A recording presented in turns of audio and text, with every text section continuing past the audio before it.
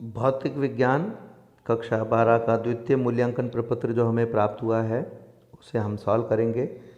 ये जो द्वितीय मूल्यांकन प्रपत्र है ये 20 पूर्णांक का है, 20 नंबर का है और इसमें कुल 20 प्रश्न हैं, यानी प्रत्येक प्रश्न जो है वो 1 नंबर का है। जैसे प्रथम मूल्यांकन में हमें प्राप्त हुआ था ठीक उसी तरीके से आइए इसे हम सॉल्व करते हैं, देखते हैं।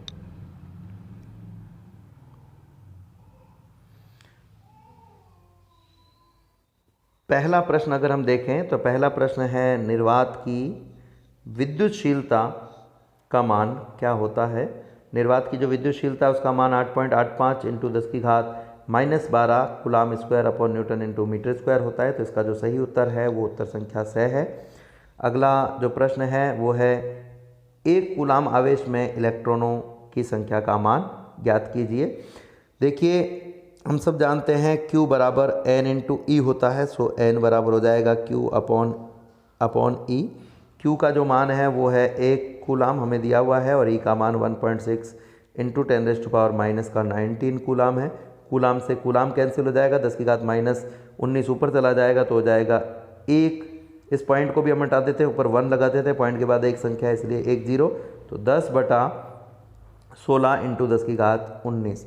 अगर 10 में 16 का भाग दें तो 6.625 टाइम ये जाता है भाग इंटू 10 की घात 19। अगर हम इस पॉइंट को एक संख्या आगे बढ़ाएं तो ये हो जाएगा 6.25 गुणा 10 की घात प्लस का 18। तो सही जो उत्तर है वो है 6.25 इंटू 10 की घात 18, ये इसका सही उत्तर है।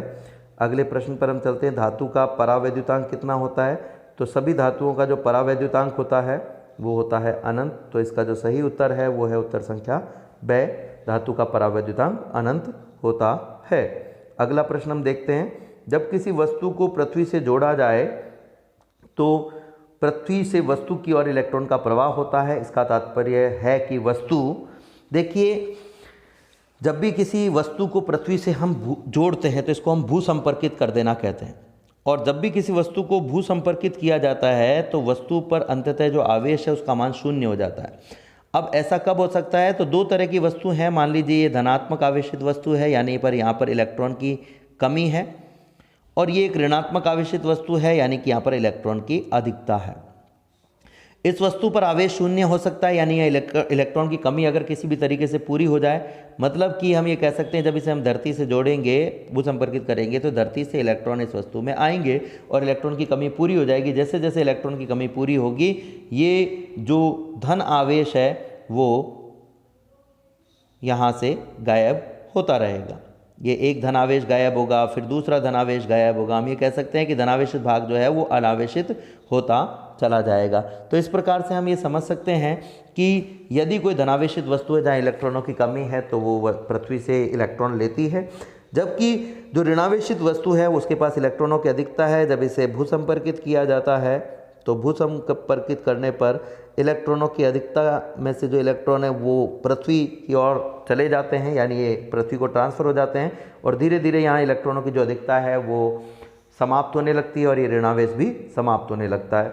यानी हम कह सकते हैं कि यदि पृथ्वी से इलेक्ट्रॉन आ रहे हैं तो पहले वस्तु धनावेशित रही होगी, और इलेक्ट्रॉन अगर जा रहे हैं तो ऋणावेशित रही होगी। लेकिन इस प्रश्न के जो ऑप्शंस दिए गए हैं, अगर हम ऊपर की तरफ चलें, इस प्रश्न के जो ऑप्शन हैं तो उन ऑप्शनों की अगर मैं बात करूं तो आप देख सकते हैं कि इस प्रश्न के जो ऑप्शन है वो विचित्र दिए गए हैं। अनावेशित रहती है, अनावेशित रहती है मतलब भू संपर्कित करेंगे तो अनावेशित हो जाएगी, रहेगी नहीं, अनावेशित हो जाएगी। धनावेशित हो जाती है तो धनावेशित नहीं हो सकती है, ऋणावेशित हो जाएगी, ऋणावेशित भी नहीं हो सकती है, कुचालक है तो ये तो ऑप्शन ही नहीं है किसी काम का।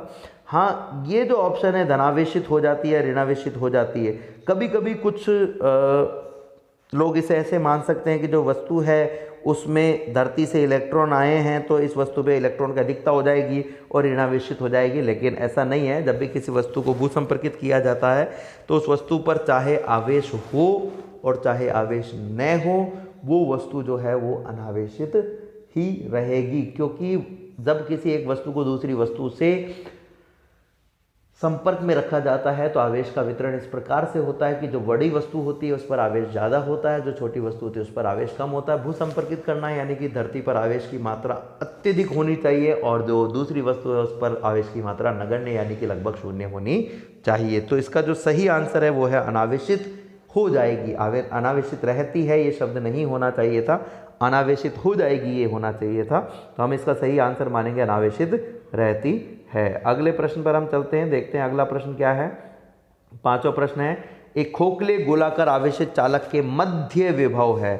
मध्य विभव को अगर हम ये माने कि ये गोलाकार गोले के अंदर विभव की बात की जा रही है, तो देखिए किसी भी गोले के बाहर जो विभव होता है v, उसकी वैल्यू होती है k into Q upon R, यानी गोले के बाहर विभव 1 अपॉन आर के समानुपाती या आर के व्युत्क्रमानुपाती होता है। जबकि जो गोला होता है उसके अंदर अगर हम अलग अलग बिंदुओं पर विभव की बात करें तो ये जो बिंदुओं पर विभव है वो पृष्ठ के बराबर होता है, यानी गोले के अंदर प्रत्येक बिंदु पर विभव गोले के पृष्ठ के विभव के बराबर होता है, यानी प्रत्येक बिंदुओं पर विभव का मान समान होता है।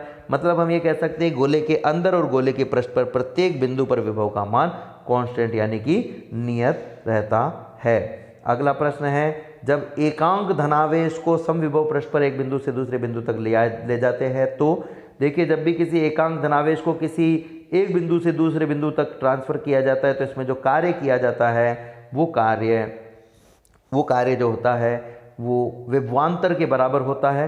कार्य एकांक धनावेश को ले जाने में कार्य विभवांतर के बराबर है। और अगर हम समविभव पृष्ठ की बात करें तो समविभव पृष्ठ के लिए विभवांतर v2 माइनस v1 यानी कि दो बिंदुओं के मध्य का विभव का जो अंतर है वो शून्य होता है, क्योंकि दोनों ही बिंदुओं पर विभव का मान समान होता है। यानी हमें v2 की जगह भी v1 हमें लेना होगा, v2 की जगह भी v लेना होगा और v1 की जगह भी v लेना होगा। तो v माइनस v जो है हमारे पास में इस तरीके से आ जाएगा, w is equal to v minus v बराबर 0। तो जो कार्य है वो संपन्न नहीं होगा। लेकिन अगर यहाँ एकांक की जगह कोई आवेश भी दिया हुआ होता तब हम कहते हैं किसी आवेश को ले जाने में किया गया कार्य, किसी आवेश को ले जाने में जो किया गया कार्य है वो WAB A से B बिंदु तक ले जाने में किया गया कार्य Q इंटू डेल वी के बराबर होता है। Q इंटू डेल वी में जो V है उसको हम कह सकते हैं VB माइनस VA। चूँकि समविभव पृष्ठ है इसलिए B बिंदु और A बिंदु दोनों पर ही विभव समान होगा, तो इसे हम V माइनस V कह सकते हैं। V से V कट गया, 0 आ गया, 0 इंटू क्यू बराबर 0, यानी कि कोई कार्य संपन्न नहीं होता। यानी प्रश्न में अगर एकांक आवेश की जगह कोई आवेश भी होता तो भी हमारा उत्तर यही होता, उत्तर संख्या द, कोई कार्य संपन्न नहीं होता है। अगला जो प्रश्न है, सातवां प्रश्न है, वो है विद्युत क्षेत्र की तीव्रता का मात्रक क्या है।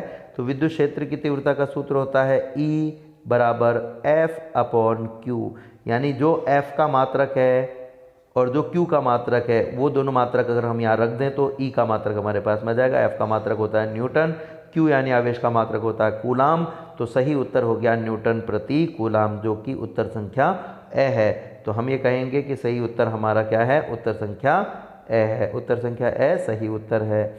अगला प्रश्न यानी प्रश्न संख्या 8वां देखते हैं क्या है। विद्युत बल रेखाओं के बारे में कौन सा कथन असत्य है। तो पहला कथन है ये धनावेश से प्रारंभ होकर ऋणावेश पर समाप्त होती है, ये बिल्कुल सही कथन है। ये एक दूसरे को नहीं काटती, ये भी बिल्कुल सही कथन है। दो विद्युत क्षेत्र रेखाएं कभी भी एक दूसरे को नहीं काटती, क्योंकि अगर ये काटेंगी तो कटान बिंदु पर दो स्पर्श रेखाएं प्राप्त होंगी जो दो विद्युत क्षेत्र की दिशाओं को इंगित करती है, जो कि संभव नहीं है किसी भी एक बिंदु पर दो विद्युत क्षेत्र की दिशाएं। बिंदु आवेश और गोले के लिए इनकी आकृति एक जैसी होती है, बिल्कुल ये भी सही है। गोले को बिंदु आवेश की तरह ही लिया जाता है, इसलिए बिंदु आवेश और गोले के लिए विद्युत क्षेत्र रेखाओं की जो आकृति होती एक जैसी होती है। ये इनका भौतिक अस्तित्व होता है, ये गलत है, क्योंकि जो विद्युत क्षेत्र रेखाएं हैं वो काल्पनिक वक्र हैं और काल्पनिक वक्रों का कोई भौतिक अस्तित्व नहीं होता है। तो इसका जो उत्तर होगा वो होगा उत्तर संख्या द असत्य कथन है। अगला प्रश्न देखते हैं क्या है। अगला जो प्रश्न है वो है हमारा, विद्युत द्विध्रुव के अक्षीय रेखा के किसी बिंदु पर विद्युत द्विध्रुव के केंद्र से दूरी r पर विभव निम्न प्रकार परिवर्तित होता है। तो देखिए किसी भी विद्युत द्विध्रुव से इसके मध्य बिंदु से r दूरी पर जो विभव होता है उसका सूत्र होता है V बराबर K into P cos of theta upon R। यहाँ पर जो K है उसका मान 1/4 पाई एप्सिलॉन नॉट होता है। कॉस थीटा में अगर मैं अक्ष पर बिंदु लेना चाहूँ तो ये जो थीटा है इसकी वैल्यू 0 हो जाएगी, यहाँ रख दीजिए cos 0, तो v बराबर हो जाएगा k into P upon R cos 0। cos 0 की वैल्यू 1 होती है, तो आपके पास में आ जाएगा v बराबर k into P upon R, यानी v is proportional to 1 upon R, sorry R square आएगा, यहाँ पर मैंने बाई मिस्टेक आर लिख दिया है, आर स्क्वायर, यहाँ पर भी आर स्क्वायर, यहाँ पर भी आर स्क्वायर, ये भी आर स्क्वायर, तो v is proportional to 1 upon R square. तो जो सही उत्तर होगा वो होगा उत्तर संख्या ब, v is proportional to R square. अगला प्रश्न यानी 10वां प्रश्न देखते हैं। P विद्युत द्विध्रुव आघूर्ण का एक वैद्युत द्विध्रुव एक समान विद्युत क्षेत्र E में संतुलन की स्थिति में है। प्रारंभिक स्थिति से इसे थीटा कोण में से घुमाया जाता तो अंतिम स्थिति में द्विध्रुव की स्थितिज ऊर्जा कितनी होगी। तो अगर हमें अंतिम स्थिति यानी थीटा कोण पर स्थितिज ऊर्जा निकालनी है तो हमें दो स्थितिज ऊर्जाओं को जोड़ना होगा। नंबर एक बात कि जब ये संतुलन की अवस्था में था तब इसकी स्थितिज ऊर्जा कितनी थी, और जब इसको घूर्णन कराया तो घूर्णन कराने में जो घूर्णन की स्थितिज ऊर्जा है वो भी इसमें संचित हो जाती है। तो मान लीजिए जैसे पहले 2 जूल ऊर्जा थी और 3 जूल और संचित हो गई, तो टोटल हो गई 5 जूल। इसलिए हमें क्या करना पड़ेगा, पहले कितनी ऊर्जा संचित थी और अब कितनी संचित हुई है, दोनों को जोड़ना होगा। तो पहले हम घूर्णन द्वारा संचित ऊर्जा का मान निकाल लेते हैं। घूर्णन द्वारा संचित ऊर्जा का मान अगर हमें निकालना है तो हमें बल आघूर्ण की जरूरत पड़ेगी। जो बल आघूर्ण है उसकी वैल्यू विद्युत द्विध्रुव बल आघूर्ण की वैल्यू जो होती है वो बल के परिमाण और बलों के मध्य की लंबवत दूरी के बराबर होती है। मान लीजिए इस प्रकार से रखा हुआ है, ये ऋणावेश है, इस पर बल इस दिशा में और धनावेश पर बल इस दिशा में होगा, इनके मध्य की दूरी हो गई BC, जो कि इस त्रिभुज का लंब है। अगर लंब का मान निकालना है तो साइन ऑफ थीटा बराबर होता है लंब बटा कर्ण, यानी लंब BC अपॉन कर्ण AC बराबर साइन थीटा। तो BC की जो वैल्यू है वो AC साइन ऑफ थीटा के इक्वल होगी। देखते हैं तो BC की वैल्यू जो है वो हम देखेंगे यहाँ पर QE इंटू BC, तो इसको AB मैंने AC लिख दिया बाई मिस्टेक, सॉरी AB होना चाहिए था। AB into sine of theta हो जाएगा। AB की जो वैल्यू है वो है 2A साइन थीटा, AB की वैल्यू 2A है, तो QE into 2A sine theta है, ये हो जाएगा 2QA into sine E into sine of theta. 2QA की जो वैल्यू होती है वो P के बराबर होती है, तो हमारे पास में आ जाएगा torque equals to PE sine of theta. अब इसको घुमाने में किया गया कार्य निकालना है तो torque Q into D theta से हम निकाल सकते हैं, इंटीग्रेशन 0 से थीटा तक। टॉर्क Q की जो वैल्यू है वो है PE sine of theta D theta, integration 0 से theta.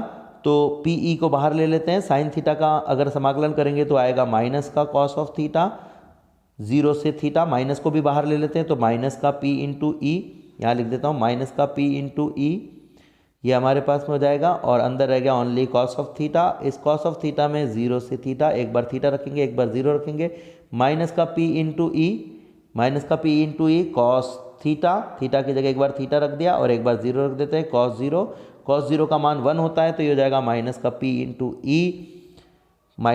Into E cos of theta minus 1, ठीक है। तो ये हमारे पास में जो आएगा वो कुछ इस तरीके से आ रहा है। अब मैं इसको थोड़ा आगे और सॉल्व कर लेता हूँ एक बार। PE, इस माइनस को अंदर गुणा करोगे तो हो जाएगा PE into 1 minus cos of theta. तो ये जो 1 माइनस कॉस ऑफ थीटा है इसकी वैल्यू अगर हम निकालना चाहेंगे तो देखिए कितनी आ जाएगी हमारे पास में,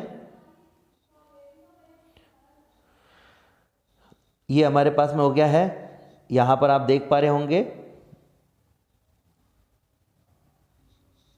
माइनस का PE कॉस थीटा -1 है, इसको अंदर गुणा करेंगे तो PE into 1 minus cos theta हो जाएगा। लेकिन ये केवल घूर्णन में किया गया कार्य यानी घूर्णन की स्थिति ऊर्जा। अब जब ये संतुलन की अवस्था में था तो इसकी प्रारंभिक कुछ गतिज ऊर्जा भी होगी, स्थिति ऊर्जा होगी, उसका भी मान निकाल लें।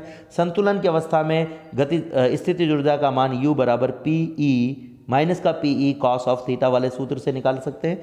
संतुलन की अवस्था में थीटा का मान 0 होता है, ये थीटा और ये थीटा दोनों अलग अलग है, ये किसी विशिष्ट स्थिति के लिए स्थिति ऊर्जा निकालने के लिए है, और ये जो थीटा है वो अभी हमने यहाँ पर घूर्णन किस कोण से कराया उसके लिए लिया है। तो इस थीटा को मैं, दूसरा वाला थीटा है इसकी जगह मैं फाई लिख देता हूँ, फाई मान लेते हैं।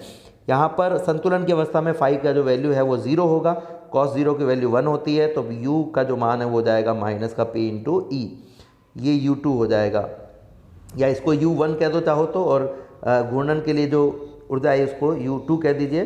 तो देखिए प्रारंभ में इसकी स्थितिज ऊर्जा थी माइनस का P इंटू ई, अब इसको घूर्णन कराया तो इतनी ऊर्जा और आ गई, तो टोटल ऊर्जा कितनी हो गई, दोनों को जोड़ दीजिए। यानी कि अगर आपको टोटल ऊर्जा निकालनी है, U का मान निकालना है, तो आपको क्या करना पड़ेगा, इस U1 और U2 को जोड़ना होगा।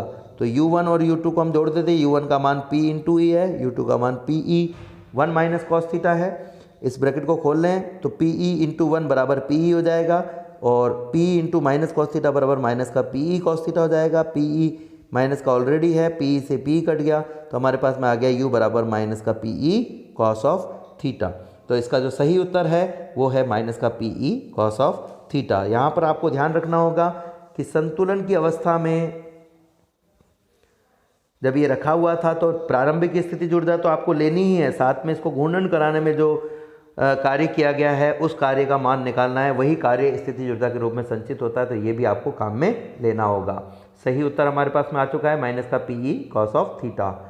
अगला प्रश्न देखते हैं, गॉस प्रमेय के अनुसार अनंत लंबाई के सीधे तार के कारण विद्युत क्षेत्र जो है उसकी अगर हम चर्चा करें तो सीधे तार के कारण विद्युत क्षेत्र का जो मान होता है वो होता है E बराबर lambda upon 2 pi epsilon of naught into R, यानी कि E is proportional to 1 upon R. तो सही उत्तर है E is proportional to 1 upon R, यानी कि उत्तर संख्या द। अगला प्रश्न देखते हैं, फ्लक्स का मात्रक यानी कि SI मात्रक क्या है, तो फ्लक्स फाई, विद्युत फ्लक्स फाई बराबर होता है E इंटू DS, DS या क्षेत्रफल है, E का मात्रक होता है न्यूटन प्रति कूलम और क्षेत्रफल का मात्रक होता है मीटर स्क्वायर। इसको हम लिख सकते हैं newton into metre, metre square को मीटर इंटू मीटर लिख दिया, बटा कूलम।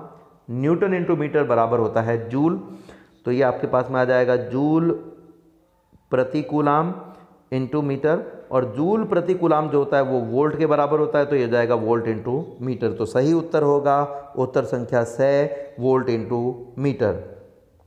13वें प्रश्न पर आते हैं हम। 13वां प्रश्न है, किसी आवेशित संधारित्र की स्थिति ऊर्जा निम्न में से किस सूत्र से प्राप्त होती है।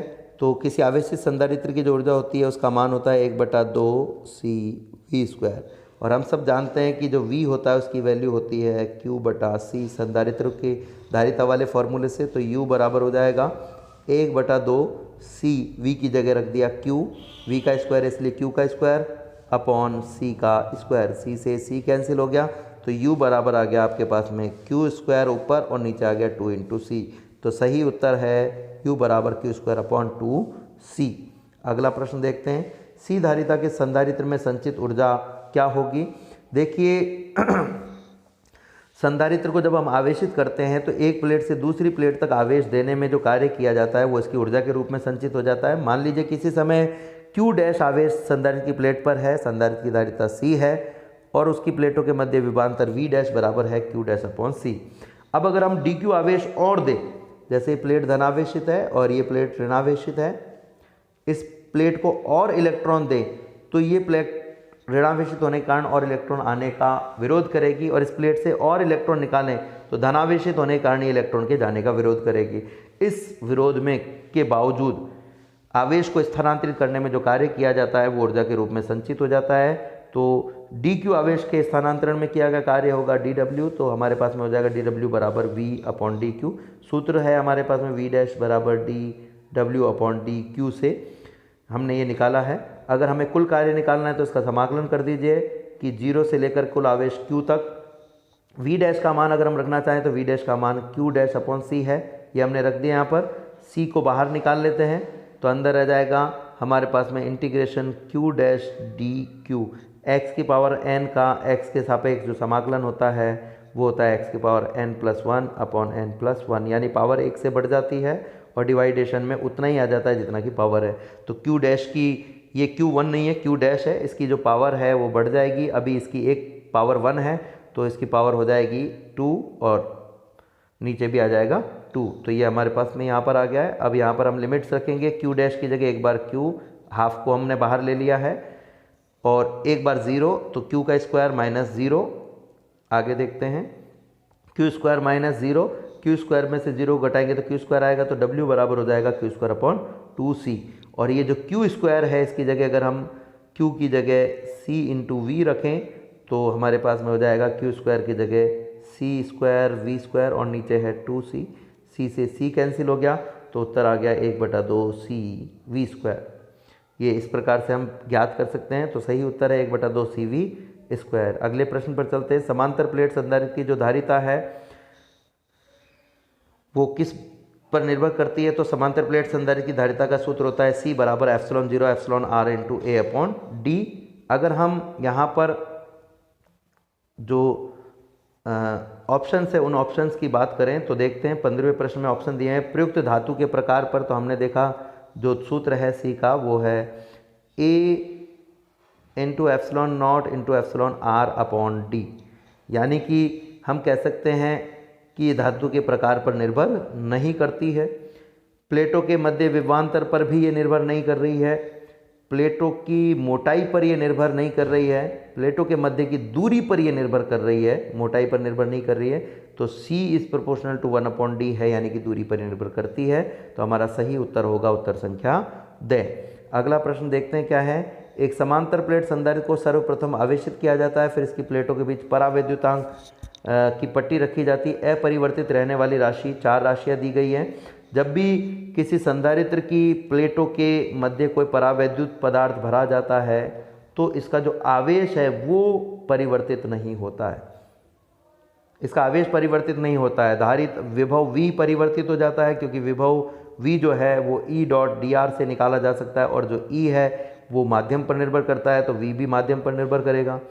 C का जो मान है वो Q अपॉन C होता है, Q अपॉन V होता है, तो ये V पर निर्भर करता है। V अगर माध्यम पर निर्भर करता है तो C भी माध्यम पर निर्भर करेगा। ऊर्जा U का जो मान है वो 1/2 C इंटू वी स्क्वायर होता है, तो ऊर्जा का जो मान है वो भी C और V पर निर्भर करता है, और दोनों ही माध्यम पर निर्भर करते हैं, इसलिए U भी माध्यम पर निर्भर करता है। तो जो केवल आवेश है वो माध्यम पर निर्भर नहीं करता है। तो सही उत्तर जो है 16 प्रश्न का वो है आवेश, ये माध्यम पर निर्भर नहीं करता है, आवेश माध्यम पर निर्भर नहीं करता है। अगला प्रश्न देखते हैं 17वां प्रश्न। किसी वस्तु पर आवेश तथा विभव का अनुपात कहलाता है।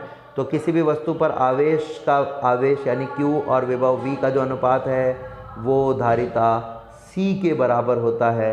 तो आवेश और विभव का जो अनुपात है वो धारिता C कहलाता है। तो इसका सही उत्तर होगा धारिता C। अगला प्रश्न है 700 पिको फैरेड का एक संधारित्र 50 वोल्ट की बैटरी द्वारा आवेशित किया जाता है, इसमें संचित स्थिर वैद्युत ऊर्जा होगी। तो स्थिर वैद्युत ऊर्जा हमें निकालनी है। स्थिर वैद्युत ऊर्जा का मान जो है हम एक सूत्र के द्वारा निकाल सकते हैं। U बराबर 1/2 C इंटू वी स्क्वायर बराबर 1/2 C का जो मान है वो है 700। पिको के लिए 10⁻12 हम काम में लेंगे। फैरेड इंटू V का मान है 50 वोल्ट का स्क्वायर। 2 से इसको काट देते हैं, 350 हमारे पास में आ जाएगा, जिसे हम लिख सकते हैं 3.5 गुणा 100 इंटू 10⁻12। और जो फैरेड होता है उसको लिखा जा सकता है कूलाम प्रति वोल्ट। 50 वोल्ट का स्क्वायर करोगे तो ये होगा 2500 वोल्ट का स्क्वायर। वोल्ट से 1 घात वोल्ट की कट गई, 2500 को आप लिख सकते हो 3.5 गुणा 100 को 10⁻2 इंटू 10⁻12। 2500 को लिख सकते हो 2.5 इंटू 10⁻3, 2.5 इंटू 10⁻3। और कूलाम और वोल्ट ये दोनों हमारे पास में बचे हुए हैं। अब 3.5 को अगर हम 2.5 से मल्टीप्लाई करें तो हमारे पास में आ जाएगा 8.75 इंटू 10⁻2, 10⁻−12, 10⁻3। इन तीनों का ही आधार समान है 10 है, घातें जुड़ जाएंगी। 2 और 3 5, 5 को -12 में जोड़ दिया तो 10⁻7 हो जाएगा, 10⁻7 आ रहा है। मात्रक की हम बात करें तो कूलाम इंटू वोल्ट है, और वोल्ट का जो मात्रक होता है वो होता है जूल प्रति कूलाम। तो कूलाम से कूलाम कट जाएगा यानी जूल आ जाएगा। तो जो सही उत्तर है वो है 8.75 इंटू 10⁻7 जूल।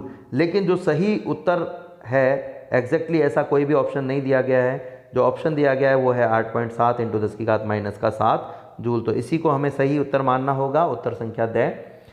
प्रश्न संख्या 19 देखते हैं। एक आवेशित वायु संधारित्र की प्लेटों के मध्य अगर परावैद्युत पदार्थ भर दिया जाए तो जो संधारित्र की ऊर्जा है वो, देखिए संधारित्र की ऊर्जा का एक सूत्र हमने देखा था 1/2 Q² C।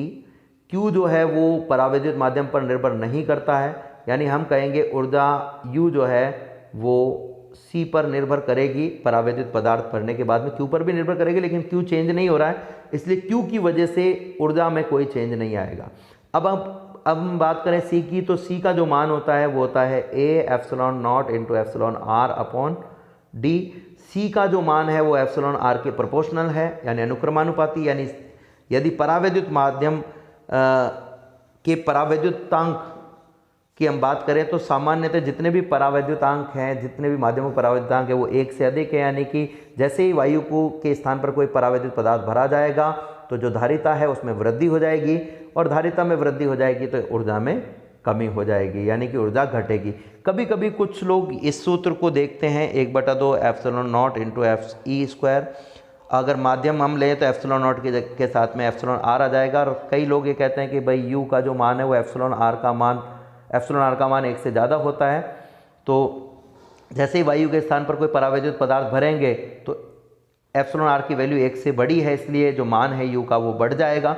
परंतु यहाँ पर एक और फैक्टर दिया हुआ है E, ये भी परावैद्युत पदार्थ के परावैद्युतांक पर निर्भर करता है, और जैसे परावैद्युत पदार्थ भरा जाता है तो जो E है उसके मान में कमी आ जाती है। देखिए यहाँ पर अगर हम बात करें, इसको फिर से मैं समझा देता हूँ एक बार। कभी कभी ये सूत्र काम में लिया जा रहा है ε0 × E। परावैद्युत पदार्थ अगर भरेंगे तो E की वैल्यू में वृद्धि हो जाती है।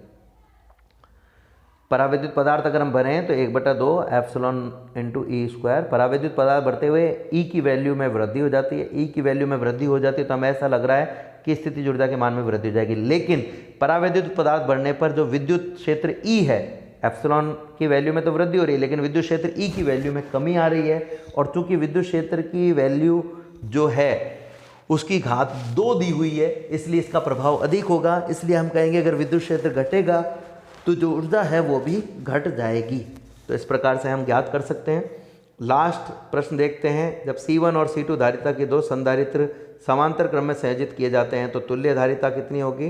देखिए, जब C1 और C2 धारिता के 2 संधारित्रों को समांतर क्रम में जोड़ा जाता है तो दोनों सिरों पर जो विभवांतर होता है वो समान होता है। अगर हम आवेश निकालना चाहें पहले संधारित्र का तो वो होगा Q1 = C1 × V, और दूसरे संधारित्र के लिए Q2 = C2 × V। पहले संधारित्र के Q1 = C1 × V और दूसरे संधारित्र के Q2 = C2 × V। कुल आवेश निकालना चाहे तो कुल आवेश होगा Q = Q1 + Q2। Q1 और Q2 के मान रख देते हैं C1V + C2V। यहाँ दोनों में से V कॉमन आ रहा है तो Q बराबर हो जाएगा C1 + C2 × V। अब अगर मैं तुल्य संधारित्र की धारिता C मानूं तो Q का जो मान होगा वो होगा C × V। दूसरी तरफ है C1 + C2 × V, V से V कैंसिल हो गया तो आपके पास में आ गया C = C1 + C2, और यही सही उत्तर है जो कि उत्तर संख्या A है। तो इस प्रकार से ये मूल्यांकन प्रपत्र सॉल्व होता है। उम्मीद करता हूँ कि इससे आपको मदद मिलेगी।